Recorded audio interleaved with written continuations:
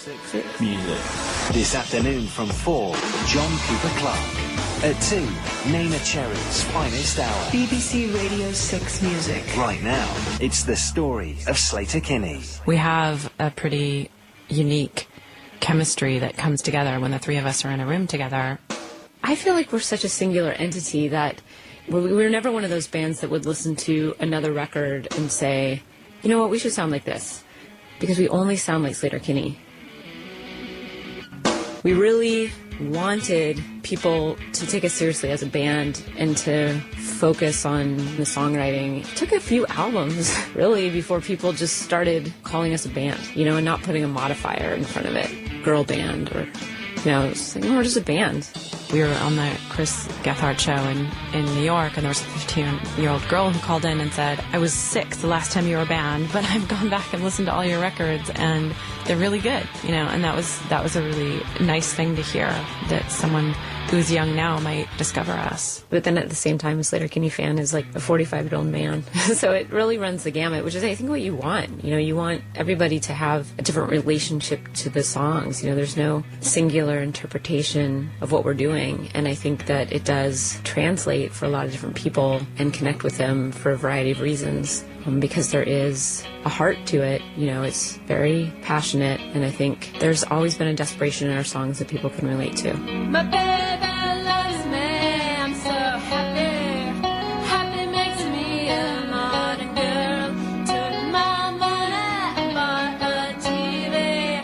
TV brings me closer to the world. My whole life looked like a picture of a sunny day.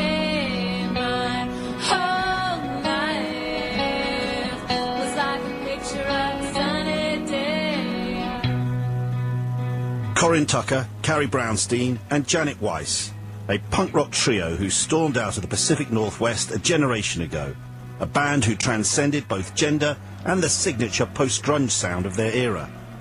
Sleater-Kinney, named after a road in Lacey, Washington where they used to practice, released 7 blistering LPs between 1995 and 2005, remaining one of the most beloved and fiercely independent of bands.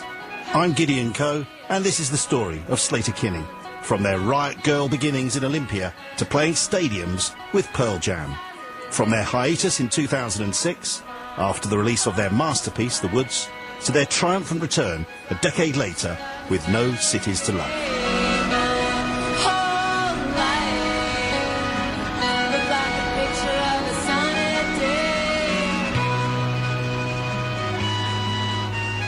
They have like an agenda, and they have devil to say, and they represent something very important to a lot of people. They're the kind of band that offer, more than just like music and an image. They kind of offer like a philosophy that you can believe in and you can see yourself in. But they're also a lot of fun. They kick ass. I mean, they're a little bit a Velvet Underground style where, they only sold 1,000 copies of the record, but everyone who had the record went out and started a band. And I think maybe Sleater-Kinney occupies that sort of space where really, really influential. And now that everybody's 10 years older, they're all in positions to sort of share how special this thing has always been for them. They've never had that huge platform as well, where a lot of people have decided what they think about them.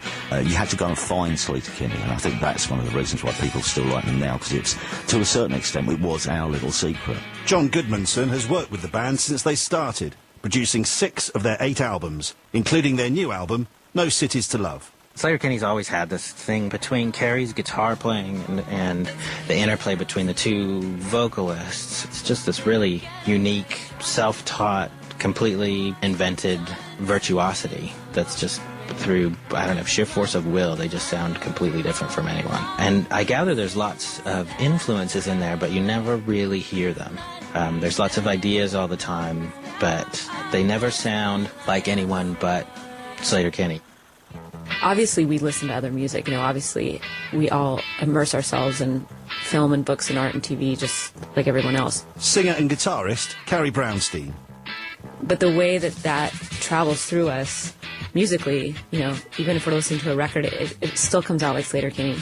That's kind of important to us, that immersive, singular quality. And it's rare. I think that's something I noticed in the interim years, was that just no one sounded like us. Don't say the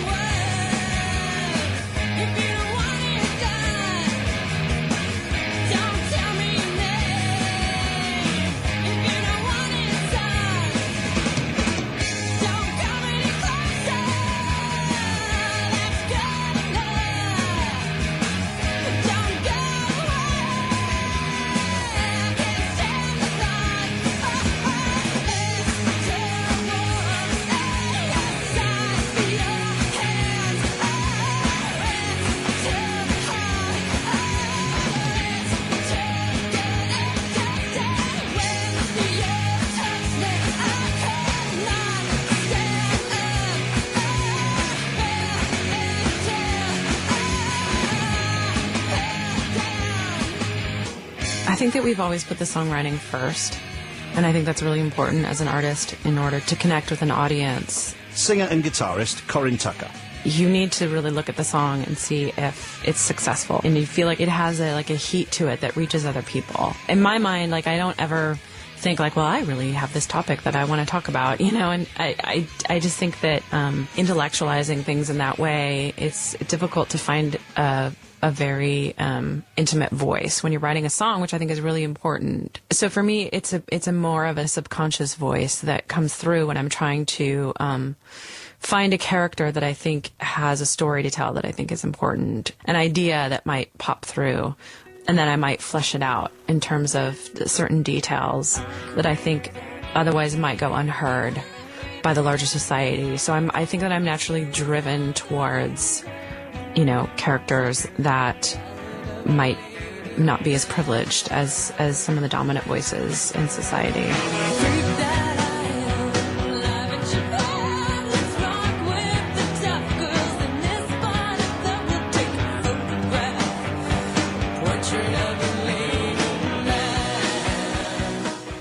I think punk rock attitude can just be one of really forceful writing.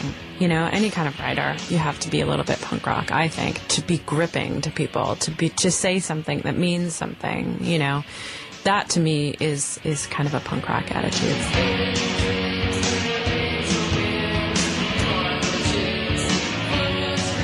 Sonic Youth was one of my favorite bands, and I loved the kind of interplay that happened on the guitars, and that it was so strange and so unique to what was going on.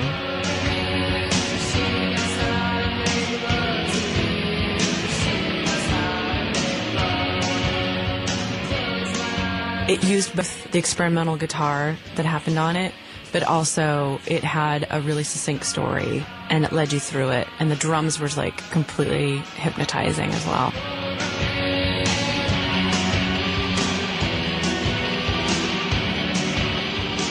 While Corinne's early influences leaned towards Sonic Youth, Carrie's guitar playing was finding inspiration from other places. At the time, it was starting to be Nirvana and stuff where I was, and Pearl Jam.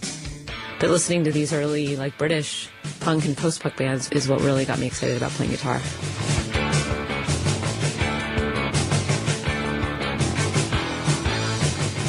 I had a teacher in chemistry class when I was in 11th grade. He gave me the Jam All Mod Cons on vinyl. He brought it in one day. And before then, I was kind of just discovering punk and indie, and obviously the Jam had happened well before my time, but I listened to that whole album, and I was so floored by Paul Weller's storytelling, the forcefulness of it, but also the delicacy of it. There was something very earnest. It was quotidian. He just looked outside and his window, and it was repertorial. And so just the title track from that it just made me excited about playing guitar. The guitar punctuated what he was saying. There was just even though there was kind of a delicacy to what he was, also forceful, and the guitar playing was. We're Bikini Kill, and we want revolution! Girls don't know! Corinne and Carrie formed their first bands in the early 90s underground riot girl scene, which was emerging in the punk feminist community of Olympia, led by bands like Bikini Kill and Bratmobile. Here's long-term fan Gary Jarman from the Cribs. I first heard Sleater Kinney because I had the Kill Rock Stars label compilation on CD sometime in the 90s, and my favourite track on that record was by a band called Heavens to Betsy, and that was actually Corinne Tucker's pre-Sleater Kinney band, as it turned out. My early band was called Heavens to Betsy, and it was a Riot Girl band, and I definitely was part of that movement at the time. The majority of these groups don't view themselves as feminist bands, but they are thinking about the most important feminist issues emerging in the 90s. Rape, incest, and the fear nearly every woman lives with of going out alone at night. Riot Girl had a couple of really important things to say, and I think that one of them was just giving women the opportunity to find their voice and to speak out and to be very opinionated, you know, and to have that to be fashionable was really exciting.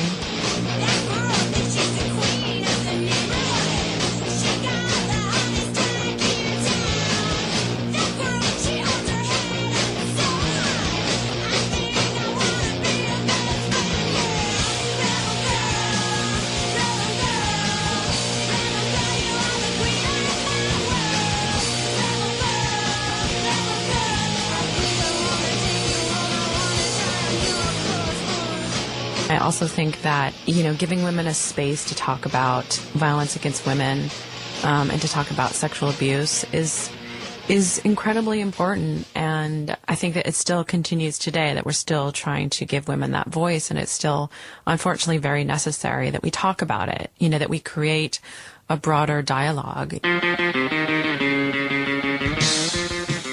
think that Riot Grrrl was one of the last great punk rock movements, largely because it was very galvanized and it was very supportive of the people who were within that community, and everyone felt a part of it.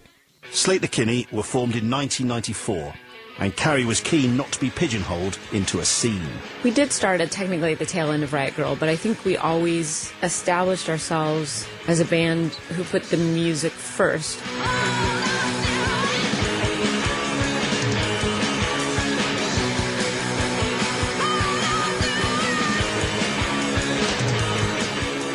We didn't try to divorce ourselves from politics or from personal narratives in our songs, even though we also wrote from the perspective of other characters. It wasn't like an intentional, like trying to, like, you know, sever ourselves from a movement, but we wanted to be taken seriously as contenders and as players and singers and songwriters. And I think you want to be considered like having the possibility of transcendence. And I think first thing you have to transcend is this idea that you're only as good as your gender, which at the time seemed to befuddle people for some reason. The band released their debut album in 1995, and the follow-up, Call the Doctor, in 1996 on Chainsaw Records. Yeah, so both the self-titled and Call the Doctor are albums before Janet Weiss joined the band. I am a big fan of Call the Doctor. I think Call the Doctor has songs that sound totally crazy to me on them.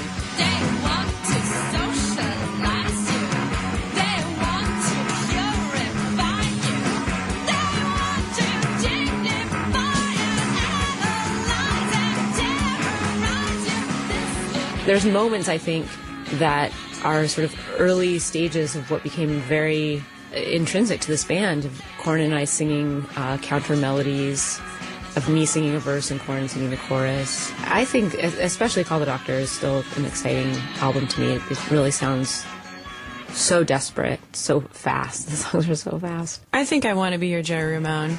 It's so fun, and still even playing it now, it's like, it's just got a real like joy to it.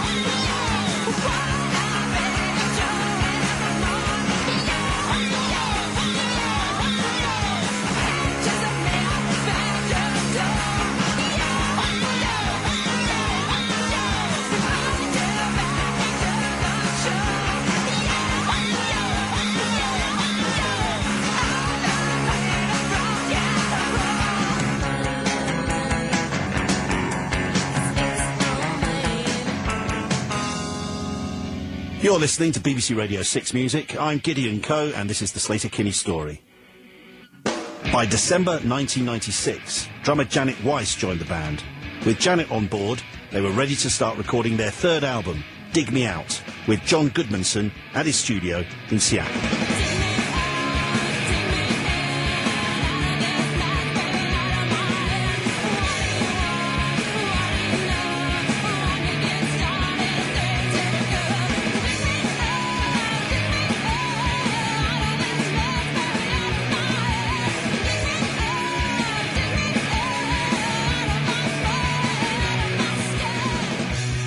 Working with Slater Kinney on Dig Me Out was amazing. They were sort of on fire to make a really great record and had, fully committed to the idea of the band. That was a really fun record to make. We did songs where the drum parts came together through, bashing on the radiator, through a distortion box, stuff like that. And it was all pretty organic, everybody working together. It was the kind of thing I always hope for, making records where everything sort of takes on a life of its own and becomes greater than the sum of its part, and it gets really exciting. Everybody starts plugging in, and you can't believe how great it is by the end of every day work on it. Some of the songs on Dig Me Out, for instance, the title track Korn and I had written previous to Janet joining, but certainly I think Janet came in with a forcefulness, with a sense of self and a sense of power that we needed from a drummer.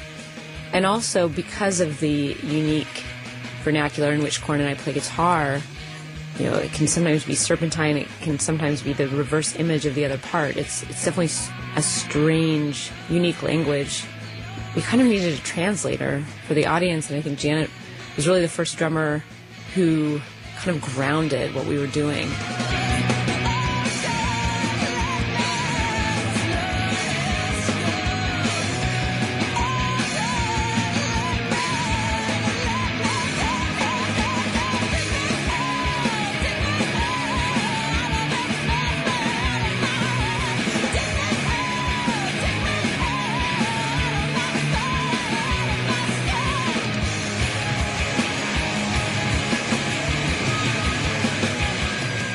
Janet is like, she's like the indie rock Keith Moon or something. She's always looking for something totally new for a drum beat for any given song. She won't settle for just playing what would be a typical thing, and very often there's a lot of rhythm inherent in the guitar parts, so it's a challenge to come up with something that's fresh and new.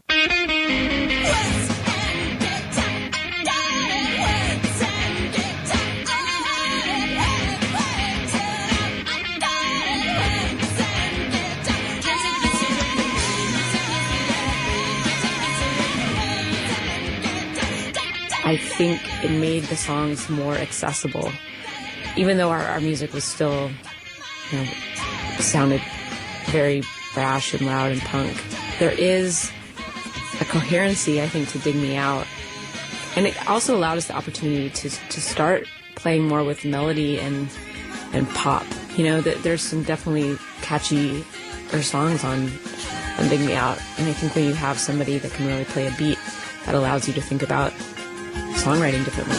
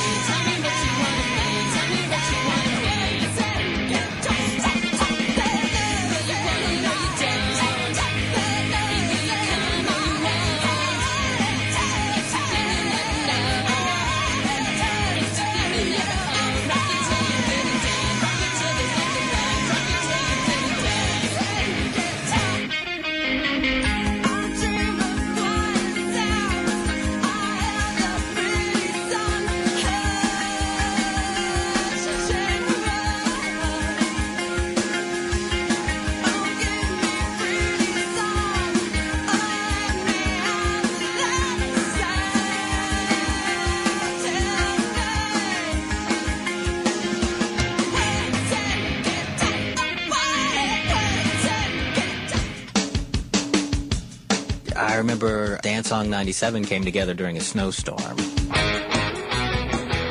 and they had an idea for this tune, and then they couldn't make it to the studio for a couple days, and I really had wanted to put something together with samplers, and I think that might be one of the very few Sleater-Kinney tracks where there's a bass on it. So in the middle of a snowstorm, I spent a day trying to get it together with primitive sampling technology, and then they came in, and that was 2-3 days of being locked in a primitive studio with a snowstorm around it, and then it sort of came together wonderfully at the very end.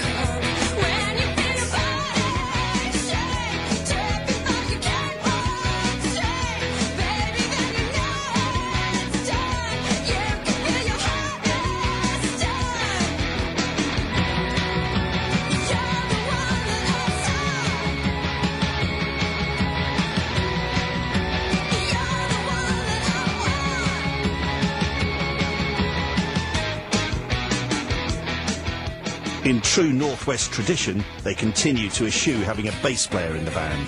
Deciding not to have a bass player is a pretty Olympia sort of decision. There's the history of DIY bands from Olympia, Washington with no bass. I suppose Be Happening being the first example of it. And an awful lot of appreciation for things that were not a traditional rock band format. I don't think it was a conscious decision not to have a bass player. I wanted to play guitar. Corin wanted to play guitar. Neither of us were willing to switch to bass. We were already stubborn and slightly hot-headed, and I can't imagine adding another person. And at the time, actually, in the music scene that we were coming from in Olympia, Washington, had a lot of bands without bass players, and it just didn't seem necessary. We detune. Some bands, I think, that eschew the bass as, especially like a traditional bass, want a very tinny, trebly sound kind of on purpose as like a form of kind of like sonic aggression. But we always found ways of finding the low end. You know, Corin sometimes plays like a bass player would, and with the heaviness of Janet and her use of like the floor tom and the way she plays the kick, you know, the low end is not lost. It exists in our music, but it's not something that we didn't sit down and say we will be a band without a bass.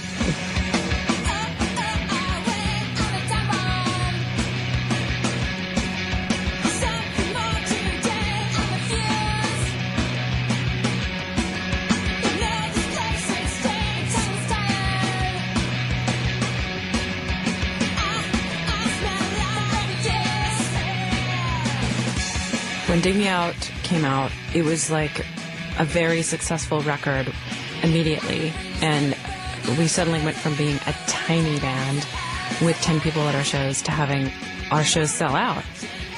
And it happened on the tour for that album, and it was a great thing to happen to a band. I mean, obviously that's what we wanted, and also it was quite overwhelming at the time, and we were still quite young, and so we just literally watched everything change like overnight on that tour.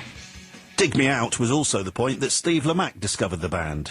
The first Sleater-Kinney record I had, well, actually it was the Dig Me Out album, so it's quite late on already, because they'd released a couple of albums, I think, by this point. But I was in America covering the CMJ, the College Radio Festival in New York. There used to be a really big Virgin megastore, record shop in Times Square, which I used to go to sometimes.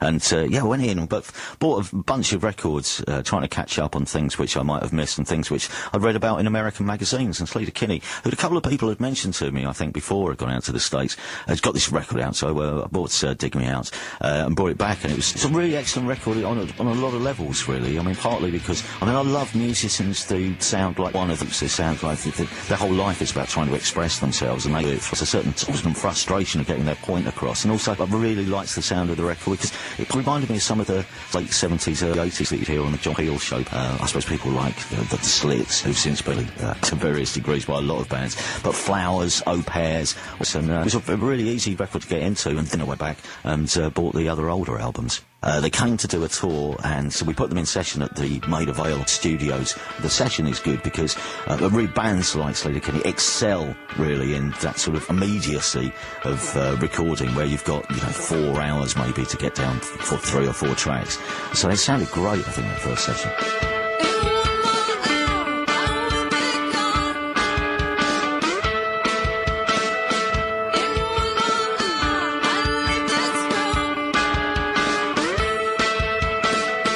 Not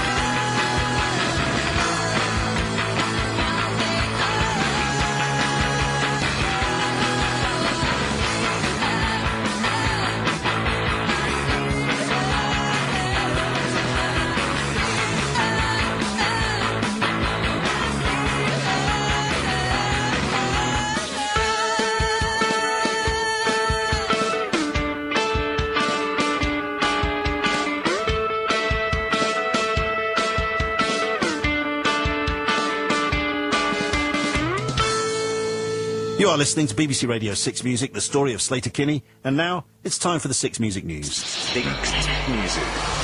This is BBC Radio 6 Music. BBC News at 1:30, I'm Adam Porter. There's been international condemnation of the beheading of the Japanese hostage Kenji Goto by Islamic State extremists. The journalist's decapitated body was shown on a video. Britain and Australia said they stood with the Japanese people. Mark Shellis-Sheff, who's a friend of Kenji Goto, said he'd been trying to help the Syrian people when he was kidnapped. Though he knew the risks, he thought as a Japanese citizen he would be safer. He had also been before caught and let go because he was Japanese and because of what he was doing for the people. So he thought, I'm sure, that he could go in there and get out and maybe even save his friend and tell the story of the Syrian people.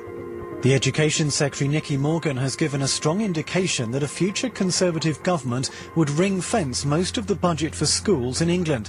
She said an announcement would be made very shortly. She also said there would be ambitious targets for 11-year-olds in maths and English. Labour's election strategist Douglas Alexander has refused to rule out a coalition with the Scottish National Party after the general election. He said Labour was fighting for a majority, although he conceded the polls looked tough. The Coast Guard has resumed the search for a man who was swept out to sea while scattering ashes on a beach in Cornwall. The 51-year-old was hit by a large wave on Trebarwith Strand near Tintagel yesterday afternoon. Efforts to locate him have been hampered by gale-force winds and rough seas.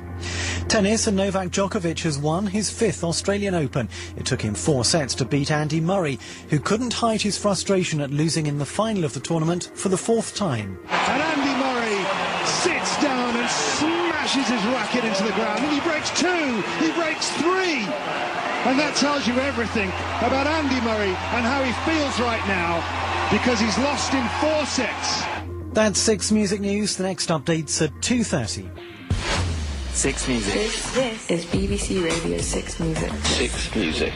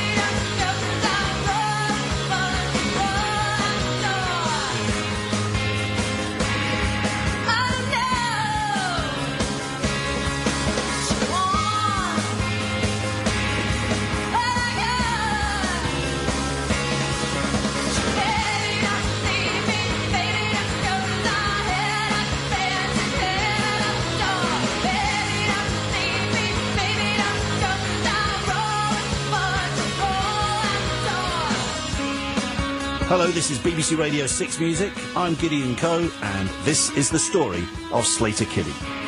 In 1999, the band released their follow-up album to Dig Me Out, The Hot Rock, which proved to be a challenging time, as vocalist and guitarist Corin Tucker explains. After the success of Dig Me Out, we sort of had to grapple with our identity again because we obviously couldn't repeat ourselves. So the process of making the Hot Rock was really one of the most difficult times, actually, of being in the band, because we totally wanted to make a step forward as a band, and yet, we had these sort of set skills as players, and we had to step outside that.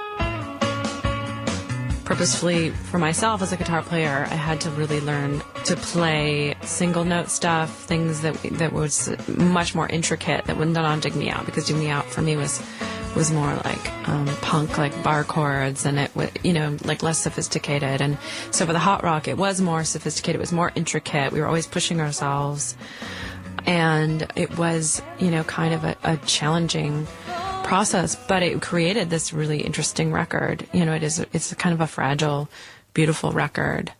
And I think the Hot Rock, the song itself, is such a beautiful song, it's almost impossible for us to play live, so...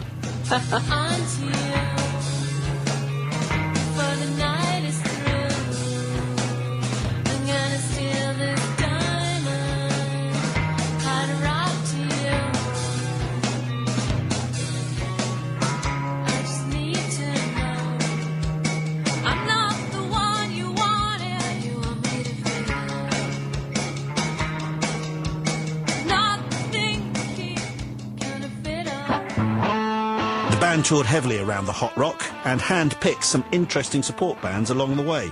Here's Carrie. The Black Keys at the time were a very small band from Akron, Ohio, and I believe it was Janet's suggestion, and she often picked the openers. The White Stripes also opened for us. These were just, at the time, small bands that, would come and tour through our towns, and we would see them, or, you would hear about their records and go check them out. And so, yeah, the White Stripes opened for us, the Black Keys. The Gossip, and, yeah. Travel from Maine down to Mexico. Find that girl who loves me so. No matter where I be, I find that girl to satisfy me.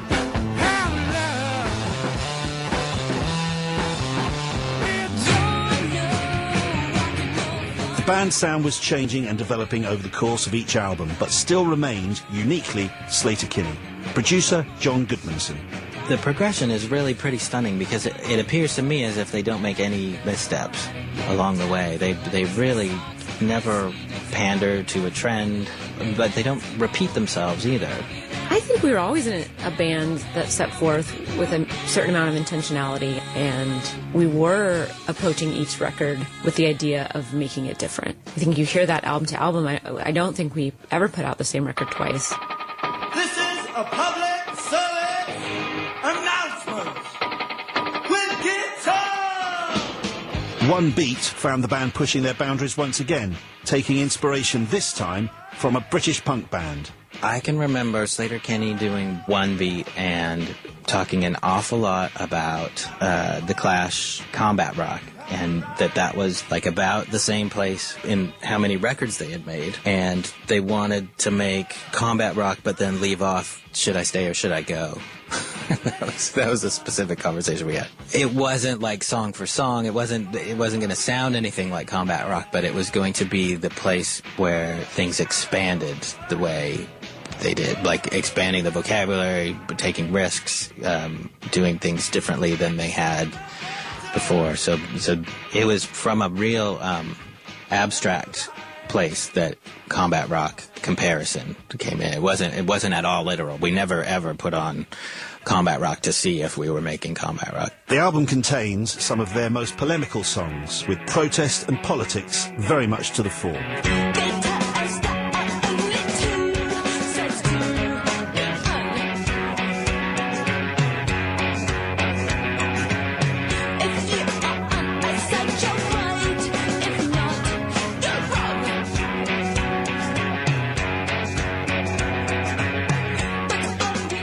One Beat, you've got 9/11 happens, and that becomes a theme on the record. And I was really worried about addressing that, but of course it's Sleater-Kinney, and they are really smart about how they address things, and are very thoughtful and heavy in the way that they address really important stuff.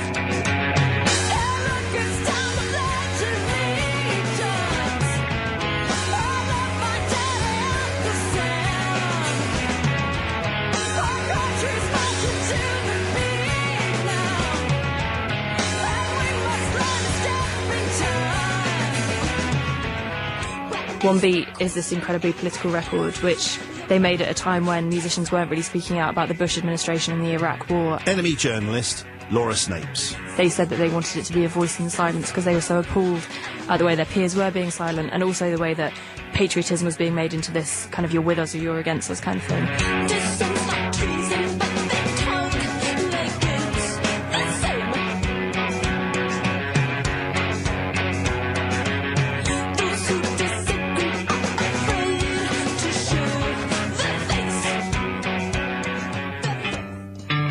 After One Beat and then the main touring for that album, we opened for the band Pearl Jam on about 30 shows. And when you're playing a stadium or an amphitheater, you hear your songs in a new way. I mean, there's just a vastness to it. They sound huge. You know, it's like you're able to actually imagine, what something could be like outside of a small room. And I think, David Byrne writes about this a lot in his book, How Music Works, but, music is very site-specific. And I think that when we played those shows, we heard ourselves in a way we never had, and we wrote for those rooms.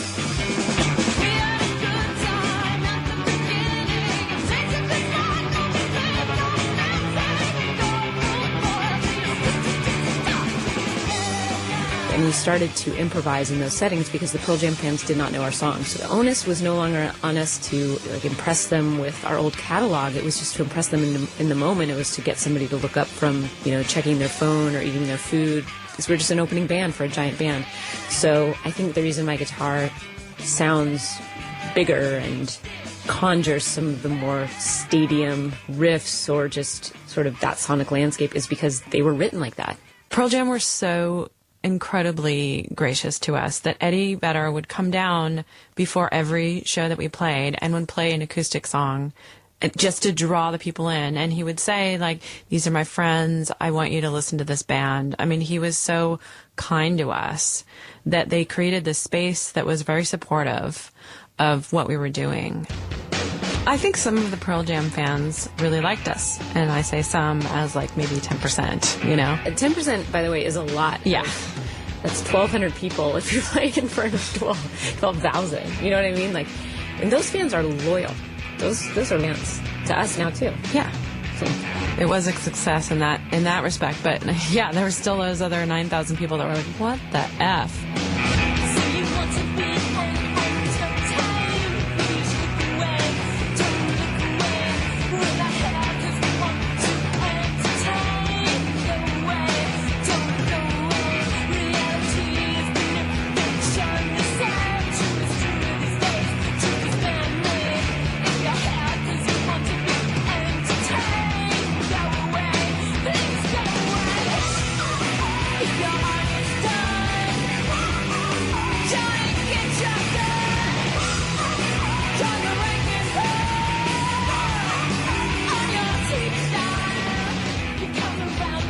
We really wanted people to take us seriously as a band and to focus on the songwriting. And I took a few albums, really, before people just started calling us a band, and not putting a modifier in front of it, girl band, or, we're just a band. I mean, I don't know what the problem is. The band pushed themselves even further from their creative comfort zone for their 7th album, The Woods, recorded in isolated studios in upstate New York with a new producer, Dave Friedman. Well, it was Janet's idea to work with Dave Friedman. She, I think, met him on a panel for the magazine Tape Op and just really liked his theory of recording bands, which is rules are meant to be broken. And he is kind of a crazy mad scientist as well. So she really wanted that to happen. She really wanted to work with him and thought that his level of experimentation would fit with the kind of sonic expanse that we were playing with in terms of those songs. But it took quite some convincing to get him to say yes to that arrangement. We recorded The Woods at Tarbox Road Studios in Cassadaga, New York, where I've been working for the last 20 years or so.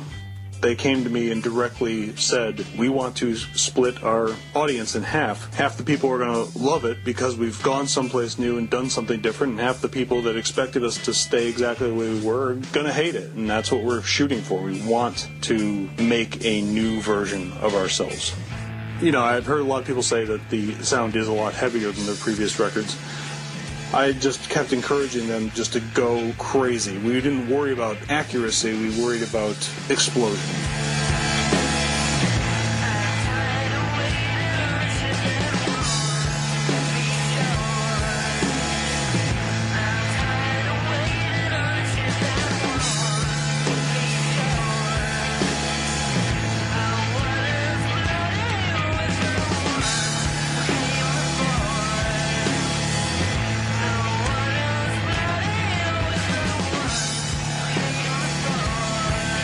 The Woods is a great example of us really not wanting to make a record that people expected. And I think we had even grown tired of feeling like we knew who we were and what we were capable of. And we certainly felt that audiences or critics just thought, okay, well, Sleater Kinney, they're a good band. They'll put out another pretty good record, or maybe it'll even be a great record, but this is what it's going to sound like. And then we put out a record that redefined that for people. So I don't think that we ever just sat back and thought that intuition and chemistry between the three of us would get us to the next place. In terms of crying in the studio, yes, that happened, but it was a good sort of cathartic type of crying where you're absolutely pushing yourselves, and especially as the record progressed, because we knew what we had managed to accomplish. Even when there's blisters on your fingers and you've been playing for hours, they were, I think, subsequently encouraged as we move forward because of the success we had.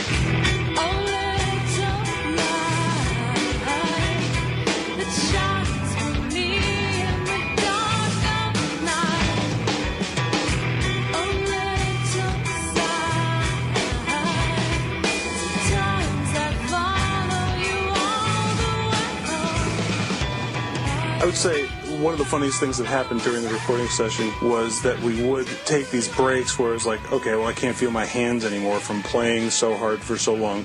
We'll take a break, we'll have some dinner or whatever. And so oftentimes we would play a board game or something just to sort of distract yourself from the moment. And I can tell you, this band is a group of vicious Yahtzee players. Just brutal. I don't think I won a single game or got even close. Kenny and Linda on the way to Chelan. Transmission shot, no backup plan. Will they hit you right? Oh, they hit you upright. Move to the west coast, pack their things. The winters are great, now so are the dreams. Let's ride.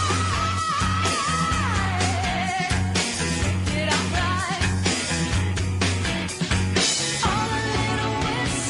It was very intense on one level, and at the same time, it wasn't a negative type of intensity. It was just, to me, the cathartic type of experience where you've pushed yourself to the very limit of everything you can do. The making of The Woods had been difficult. So at that point, there was already a sense of fractiousness within the band. And then we went out on a fairly long tour. You know, we really wanted to promote the record, and we toured quite rigorously for The Woods. And I think that especially Korn and I, in each of our lives, felt a pull away from the band. I think for me, there's something so fragmentary and jarring about tour. And even though I had been doing that since I was 19, and it kind of created a sort of nomadic, almost peripatetic like trait in who I am, I still wanted something a little stable. So I would go out on tour and just almost like psychosomatically like end up with, I was like touring emergency rooms. I was like, oh my gosh, I'm going to have a panic attack. I have to go to this emergency room in East Berlin. Oh no, I'm breaking out in hives. I have to go to an emergency room in Denver, Colorado. And that was not fun. And that's not fun for anyone else, because it's just this permeating anxiety that becomes bigger than the band. I mean, I think anyone that has anxiety knows that. It becomes bigger than whatever, interpersonal dynamic you're in. It becomes bigger than the room you're in. because it changes the way you view everything. So that was hard for me to tour like that. I spend the afternoon in cars. I sit in traffic jams for hours. Don't push me, I am not okay. The sky. Corinne was also struggling with touring. Yeah, and at the time, my son was, probably 4 or 5, and it was, just so difficult in terms of being on tour, being away from him, or having him like on the tour bus. Like it's, that is just a difficult part of being a musician and being a parent. It's like, it's hard. Like, it's really hard.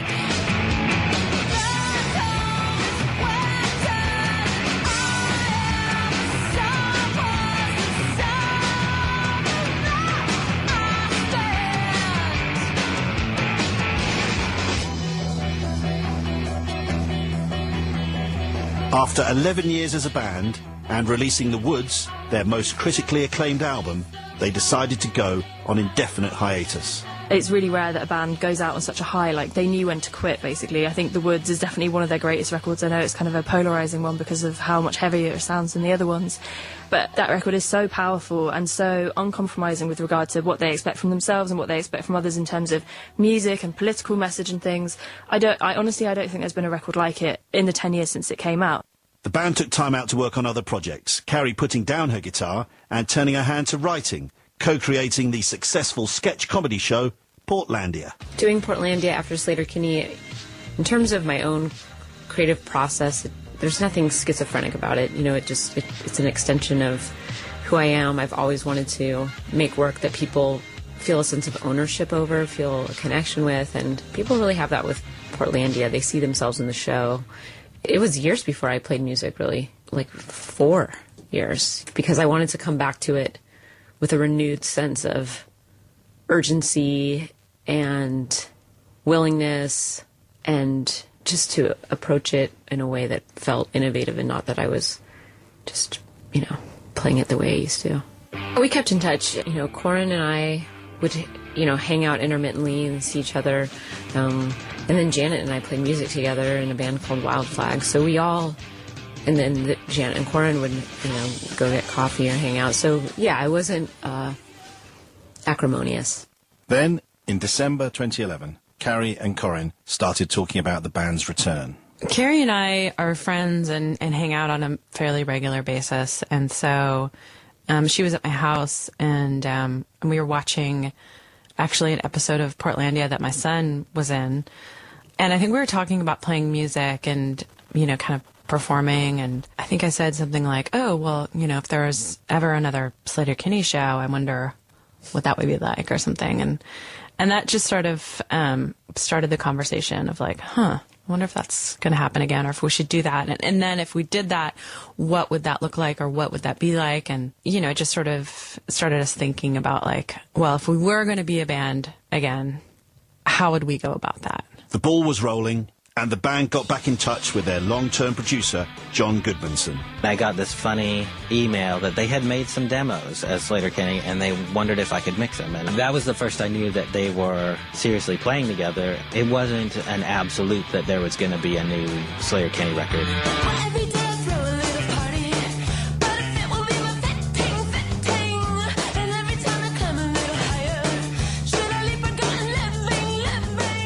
We have a pretty unique chemistry that comes together when the three of us are in a room together.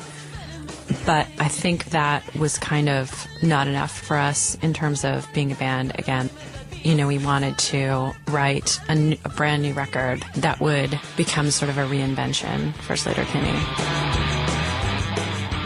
There were a few iterations of reconnection and practicing in 2012. But just for a matter of days or even a week or two total. And then in 2013, we carved out 2 specific chunks of time. I was living in Austin, Texas for a little bit, and Corinne came out. We did some writing there. And then in the fall, we reconvened at a rehearsal space in my basement. And Corinne and I mostly would write together and then bring a semi-completed song to Janet, who's really great with arrangement and song structure. I think there needed to be an urgency at a certain point to get us to finish.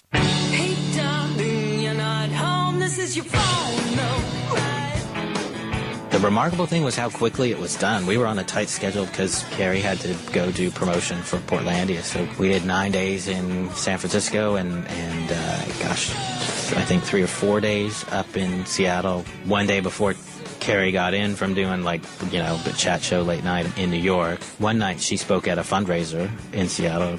She had to go outside the studio and perform a completely different role and then come back and do some more vocals.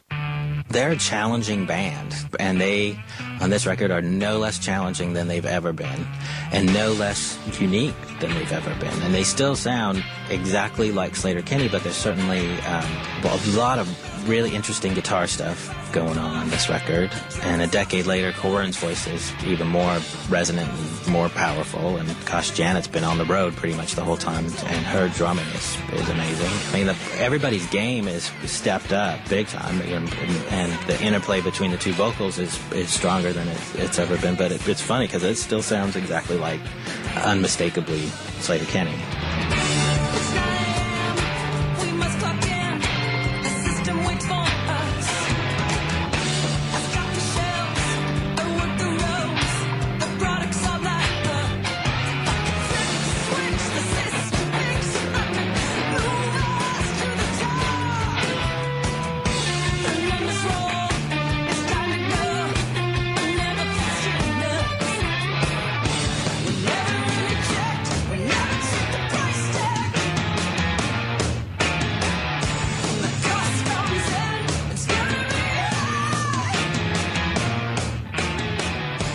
Someone rolled up. It was actually quite sweet. It was someone who was a Sleater-Kinney fan who was really pleased to see the three of them together and mentioned, which shows he had been at and stuff. But there was never any of that a decade ago.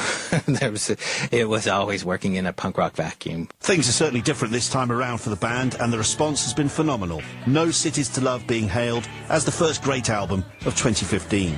Well, I think becoming a band again has provided us a unique opportunity to sort of revisit some of the people that might already know us, but also to meet a whole new group of people that have never heard us or never seen us play live, certainly. I think it's great Sleater-Kinney are back because it's kind of weird when bands reform a lot of the time, but the record sounds really amazing and it sounds like a progression, which is important too. There is an element of surprise because you know what the music meant to you and you know how it felt when you were playing it and how the crowds and fans and critical response was then, but you're not sure what happens in the interim. And that's, I think, why it was important to us to come back with a new record.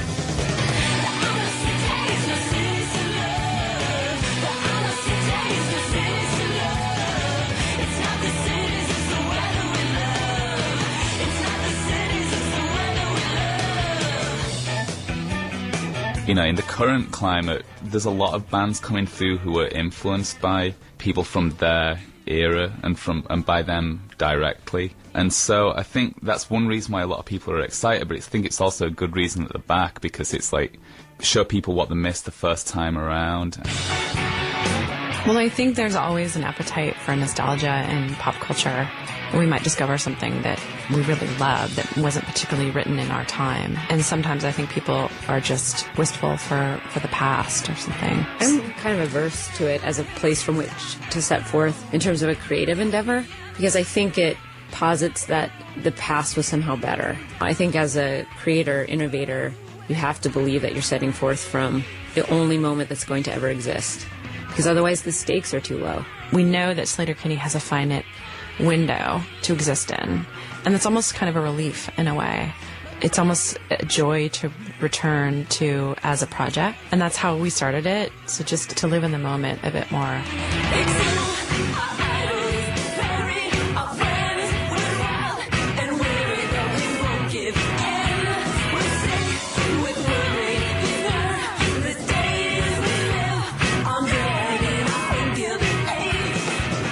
You've been listening to The Story of Sleater-Kinney with me, Gideon Coe. Join us for the Six Music Festival, where you can hear the band's first performance in the UK since their return.